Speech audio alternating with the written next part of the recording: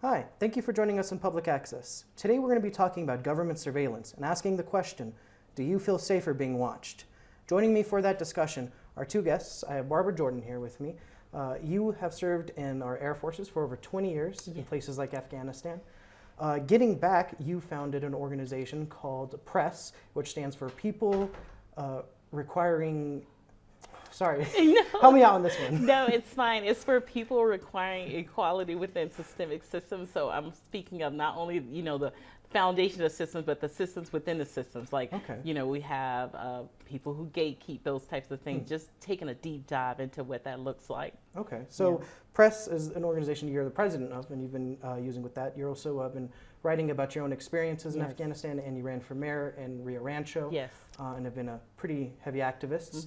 And also joining me is Lisa, and you, I actually met you recently on camera for the first time at a Palestinian protest where you got to answer my question there.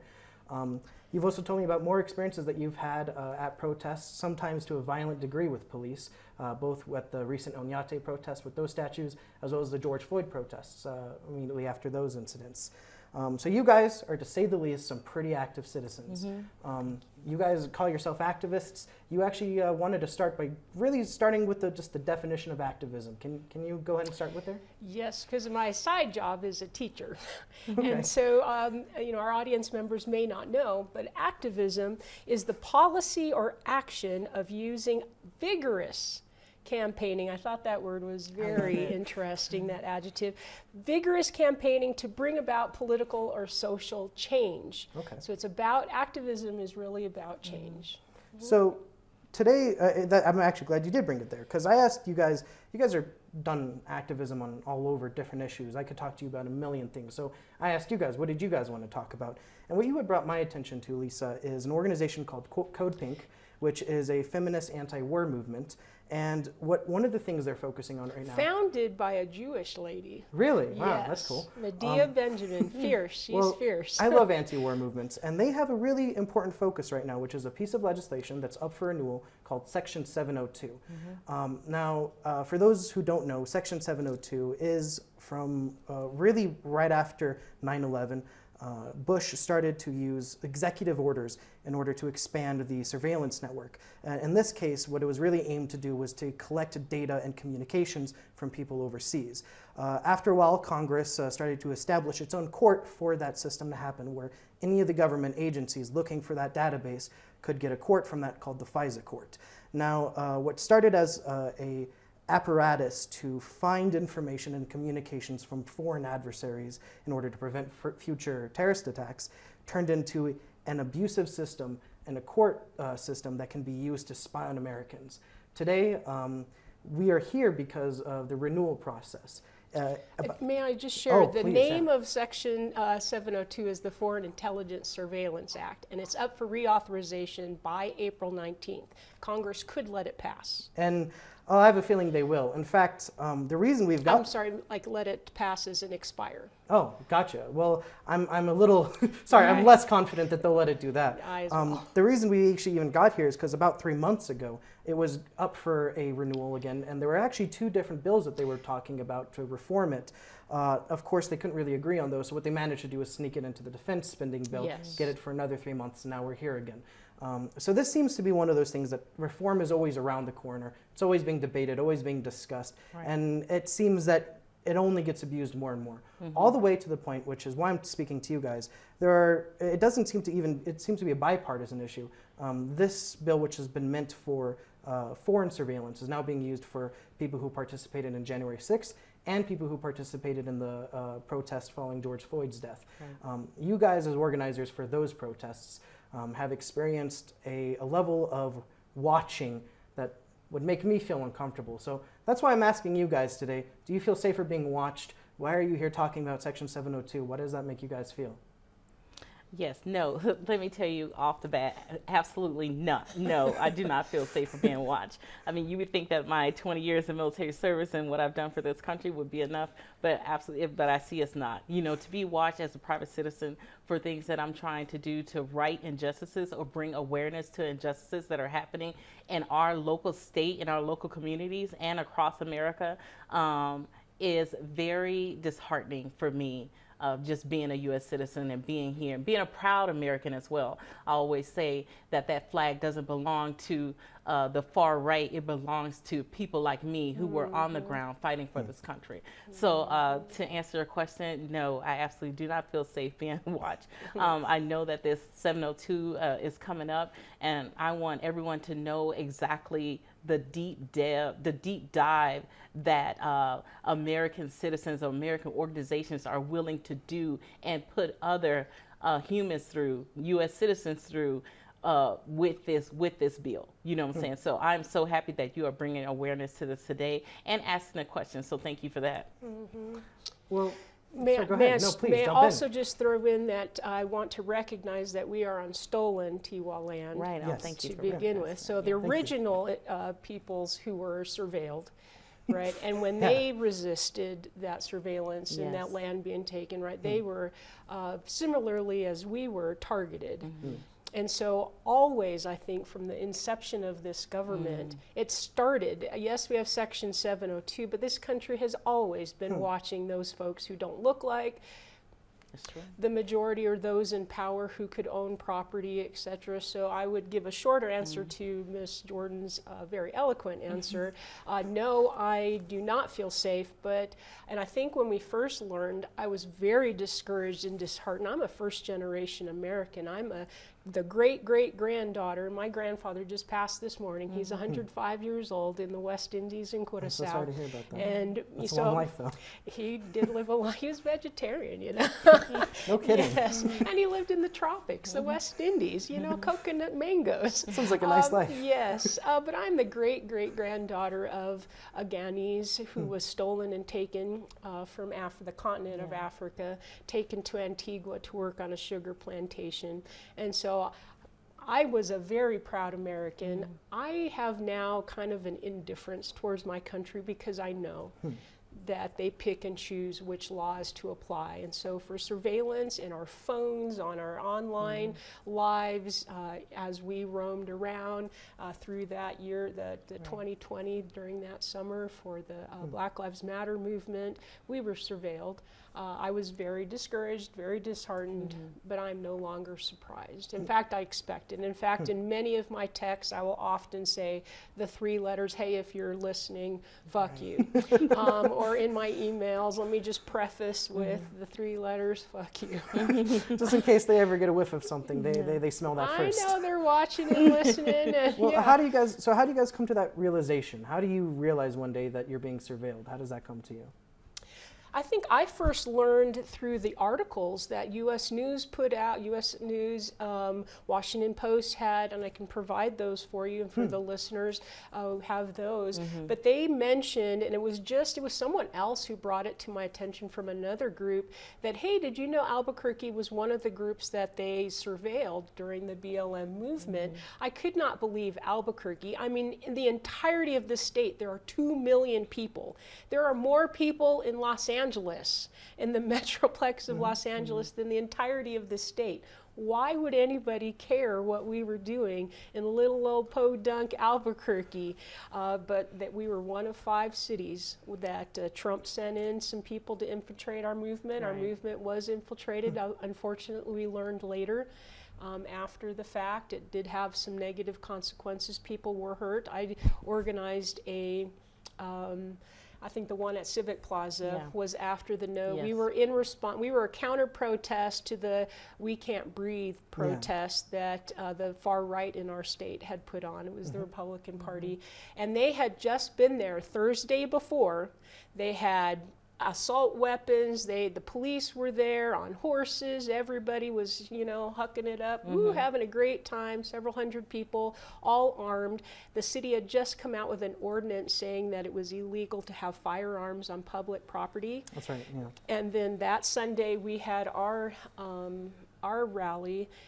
It wasn't even a march. We didn't block the street. We were in the plaza, and because we'd been infiltrated, that unfortunate rally turned violent. People were hurt. The SWAT team came out. They tased people. They arrested 2 folks, one of the infiltrators. The other one, I believe, did not know. And they, sprayed people, and people were hurt. And it really, as an organizer, because some of those people who were hurt were my friends, Yeah.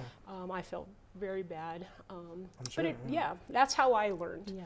And then it was through that process that we found out. I'm curious on what that feels like in the sense of, as an activist, your general concerns are humanitarian and you're kind of concerned about putting yourself on the right side of history and fighting a good fight. You've served our institutions for a long time. What does it feel like to realize in your efforts now that you've done 2 decades of serving our country. You've come back and you've decided to start putting these efforts on the front of your plate, and to learn that the institution now that you were defending, that you were in a way part of, that's where the apparatus is now turned to. Now it's actually surveilling you. How does that make you feel? It makes me feel like I'm doing the right thing. It really does. We got into a point where the 3-letter organizations felt like that they wanted to watch us and know what we were doing, then we're doing something right. And so it encouraged me to keep going.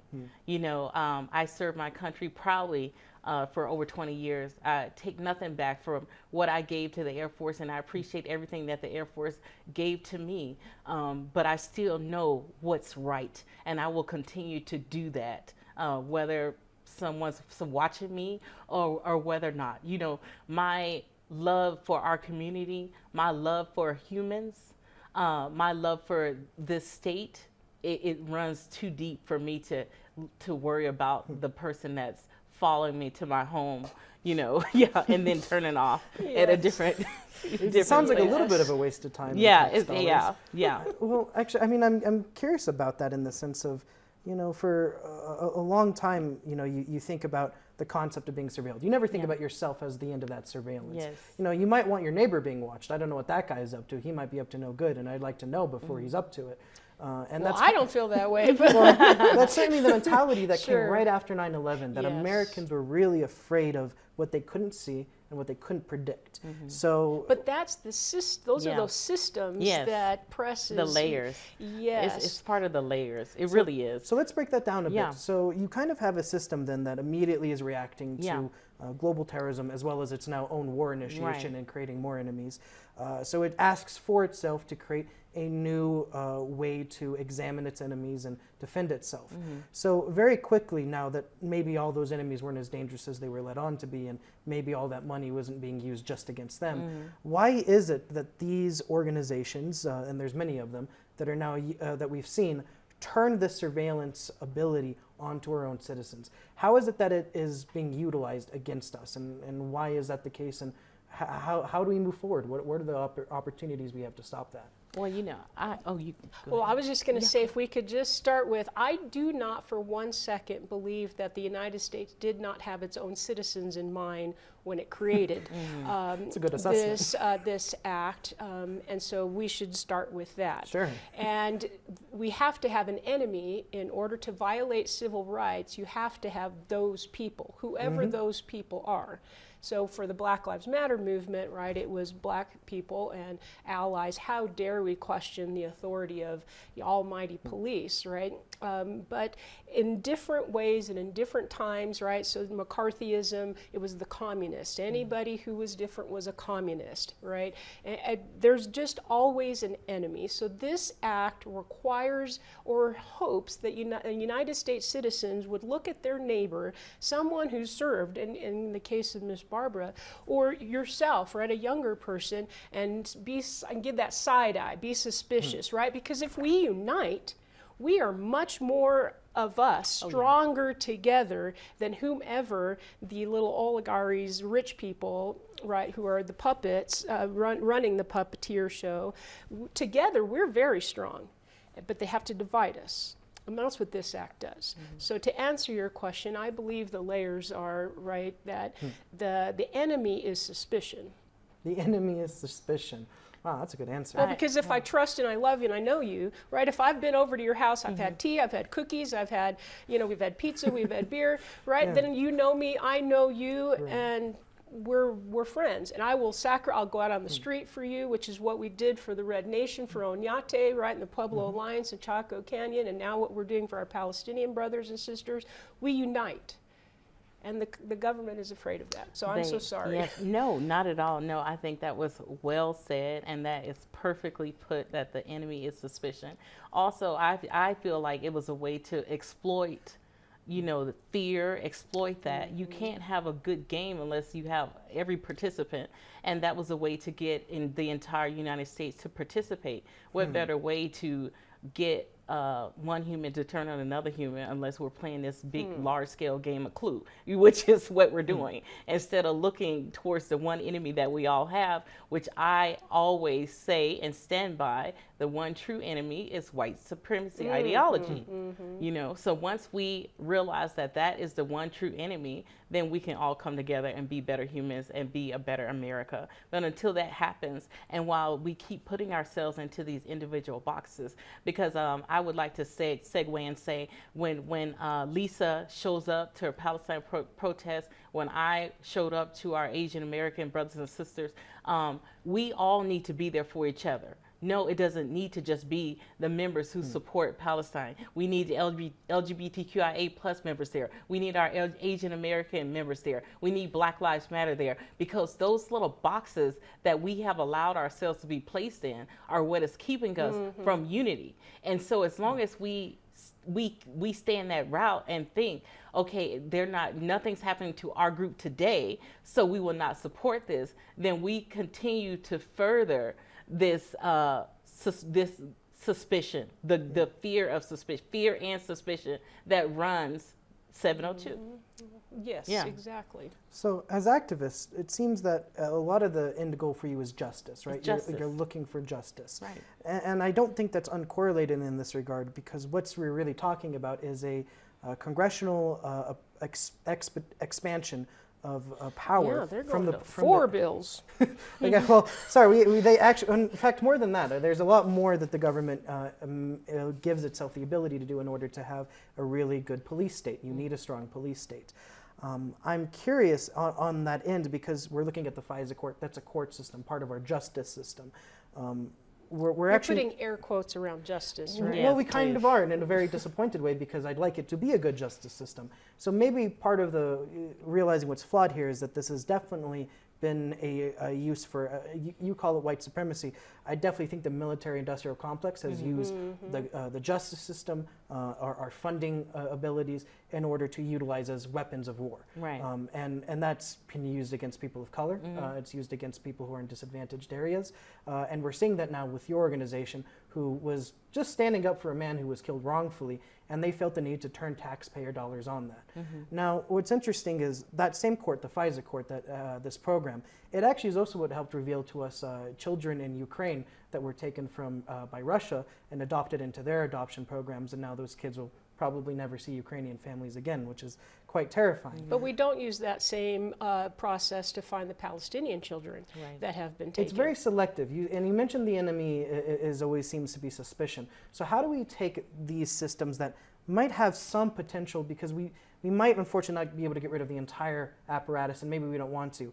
We're looking at other things like Cop City, where we ask for police reform, and what do you get is a giant police training facility that looks like militarization. So we're clearly heading the wrong direction on that. How do we course correct, and how do we start going back towards the Ides of justice? Because that seems to be your guys' goal, isn't it? Yes, so my favorite answer to this is infiltrate. Infiltrate. I don't know why the government's looking at your emails at all. I don't know. No, my Right, favorite we is- want a seat at the table. Yes, go take the seat. Yes. Go take your wood and build your seat. Go build the building and put the seats in there for someone else to come, so we can, Yes. we can get rid of the other system.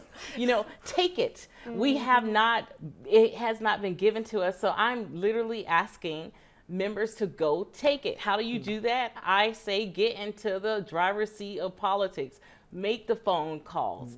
If you don't have leaders who are doing what you see in your community, what we need, then be that person. Go run for office. Get the petitions done. Walk those streets. Do what you have to do so that we can see a better America, see a new age America. I know that a lot of members try to take that from us. You know what I'm saying? Like the far right or extreme racists or Trump making people feel comfortable with their racism. But now that we have seen it, joining together, step one. Black Lives Matter, LGBTQIA+. We're not enemies. We are all going through the same oppression, some level of the same oppression under the umbrella of white supremacy ideology. Once we are able to come together as one and infiltrate these systems, I'm not even against, go be a police officer. Go do it, because you can invoke change once you are in that seat. You know, I'm not even against that. I'm against police brutality. I'm not against civil order in the police. I just don't want my local police station to be the biggest gang in New Mexico. Sure. You know, that's all we're asking. And for the record, APD, even though, you know, the cost agreement may be going away, they still are the second deadliest police force in the entire United States.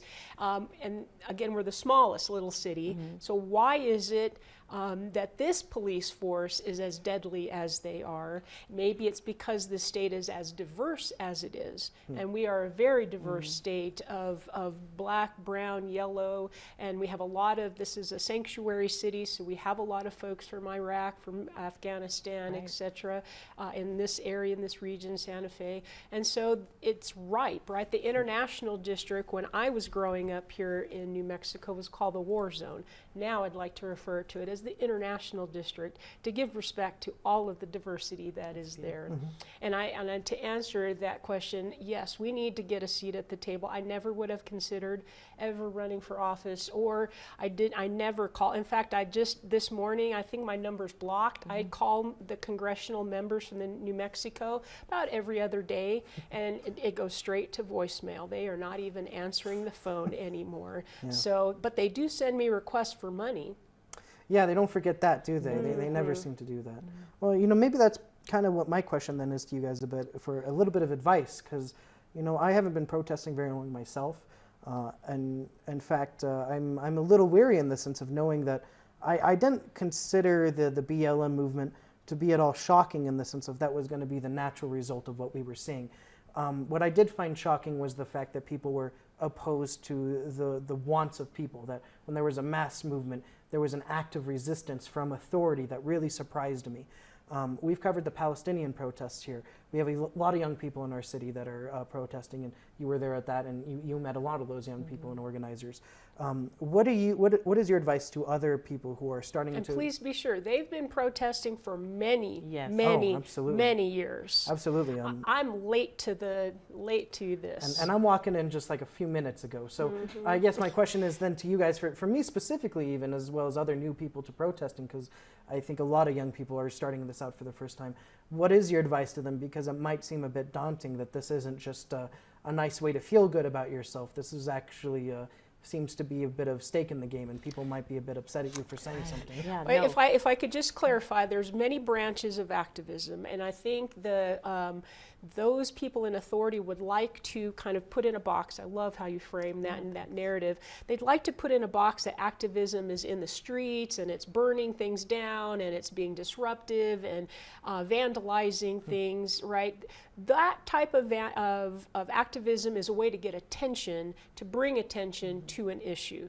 True change, that will get everybody uncomfortable, right? Will get those folks out who may be like, oh my goodness, my business got burned down. Yeah, well, you shouldn't have put out, and no, I'm sorry, I'm not saying, but truly I would say you have to start with being educated. Find out what the issues are. Just because your neighbor said, hey, come on, they're protesting in the street. Well, what are you protesting? Why are you protesting? Get informed, okay? Do some research, get educated, because there's a lot of disinformation out there. So I'm a teacher, and in the 25 years that I've been teaching, people read less now than they did when I was in college. People just do not read. They get all these images off of social media, so if I have anything against these young people who have a lot more passion and courage than I did at the same age, they do not read, and they do not inform themselves as much as they should. So I would say start there, right? The fun part, read. The next thing would be to find out which legislative, congressional, city, county, whatever it is, who are the people who make those decisions?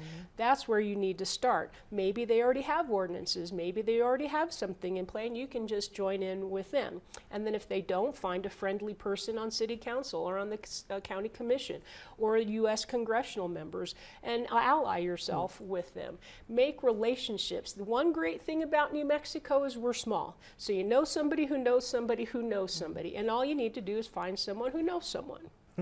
And so that's going to be through community events and being part of the community, not just to protest, but we're out here also celebrating quinceañeras and anything else going on, right? We're out in the park, we're walking our dogs. You got to get out of your house. So that's something I think because of COVID, young people, they really like to be by themselves a lot, and they need to get back out into the community, like, you know, because that's how you're going to know your neighbors, and that's how I'll know you're not a weirdo and, you know, you're not trying to kill me. Yes.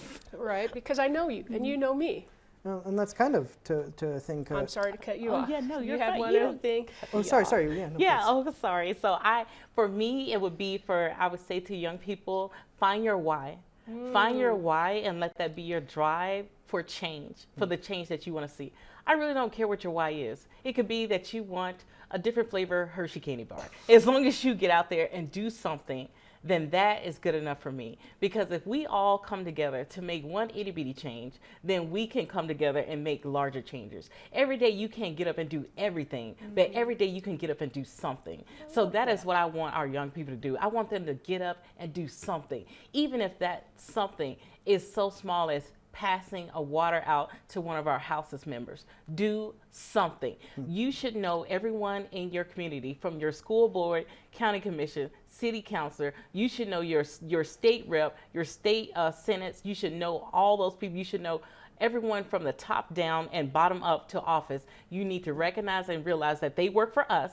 We do not work for them. And if they do not give us what we want, if we do not see what we need from our representatives that we elected, then we need to go out and do something different. So you need to go rally behind someone who has the vision that you want to see in your communities, or be that person yourself. Be brave enough to run and keep running, not away from the issue, but towards the issue. I love that. Right. I love that too. Although I have to say, it's something I'm not surprised to hear you saying. You guys are quite some incredible activists who are pretty brave people. Miss Jordan is much more brave Well, than I wouldn't count yourself off too. In fact, just to maybe alleviate more of your guys' I'm story. willing to get shot and beat up. She's willing to take the abuse that comes from being a public figure, which is a very different and much scarier, I think, when you're a public figure. Well, that is scary. You guys have gone through some scary things. I mean, as you just mentioned. It's easier to be shot by a cop than it is to have white supremacists drive by your house. Or write me personal Yeah, letters. Yes. I don't know if it is easier, and if I had to No, pick one it's not. of those, I don't know if I would I don't know how long it would take me to pick. I don't know if I would actually want either of those things. You guys, that's really my question too. Like, you guys are right. I mean, you have to get involved. You have to be educated. It's helpful not to be an idiot. Don't get me wrong, but unfortunately, it's not quite enough. In fact, sometimes it doesn't even matter. It looks like it. I don't consider myself to be too smart. I'm hoping to do the right things on my own. So if that's the only qualification, there has to be something about bravery that you guys have that not everybody was born with in that regard. You guys seem to be brave individuals who go into when it's a harmful situation, whether it's socially, whether it's physically. You guys seem to be able to, take the bullet, whether it's metaphorically or not. So what is it? Where does that bravery come from? How do someone who may not be as brave like me, how do you get that? Where do you guys get that from? So my father is Caucasian, blonde-haired, blue-eyed. Of course, he has white hair now. He's going to be 87 this year. My mother is from the West Indies, from Curaçao, and they were arrested in 1974 in Memphis, Tennessee for what? Being married and having evidence of their marriage. So Loving was 1971, this is 1974. Tennessee didn't do away with the law till much later. So I remember sitting in that police station with my little sisters, wondering what was going on. It's your own family. We lived in Madison, Tennessee, and we had a cross burned in our front yard. And just watching how my parents handled that. My father, my mother went out and got marshmallows and a little stick, and we roasted it on that. And that was my first first experience. I had no idea what it was. I was like, oh, Jesus. And oh, it's a barbecue now. I mean, we're roasting marshmallows. So my parents gave some role modeling from that and family members. Now, don't get me wrong. I do have family members who look like me who are MAGA supporters because of the financial part of it. I do not understand. Sure. Yeah. Probably won't invite them to the next reunion, but they're my family, right? And this is American. They get to have their opinions and they have a right to their freedom of speech. I just disagree. But family sits at the center of why you are activist as a human being. And I had good role models. What about you? Why do you put yourself in harm's way for a movement that's greater than you? Well, that's actually my family as well, but it's just a total opposite story. Oh, no. You know, well, and I love telling my story, you know, and I love telling my story because I wanted to encourage others. I grew up in a very abusive household. I had been working since I was 16. I joined the military when I was 19, and it was out of a need to survive the abuse that I was receiving from home. When I left to join the Air Force, I left with only the clothes that I'd had on. That's all I had, and I made a way for myself. I then went back home and got my other siblings out of that abusive situation. I was able to break generational curses with my son. So then after finishing my service with the military, I knew I wanted to continue to serve my community in some capacity. And that is by getting us to human. That is my entire goal, and my entire being is to just get us to human. As a matter of fact, I will refer to people as humans first. I will say, I'm Barbara Jordan, she, her pronouns. It is good to meet you, human. Because if we can just get back to that, oh my goodness, I imagine that world that we could live in if we could just be humans to one another. Yes. And that's humans with respect and regard, not the old, let's ignore the differences, but the old, because it's an old analogy too, embrace the differences, but do it actively, not passively. If we can do that, I would be so happy. So until the day I transition, that is what I will continue to fight for us to be humans to one another, for us to really care about another. I have I love all my siblings, all my siblings I call, you're my siblings. In this one America trying to make it, how could we not support and help each other? I am literally that neighbor where you can come get the cup of sugar from. Sure. Yeah, you can do that with me, and I will get it. And if I don't get it, if I don't have it, I'll go buy it for you and then bring it to your house. Because if that's a small amount of thing that you needed from me to make your day better, I'm going to do it.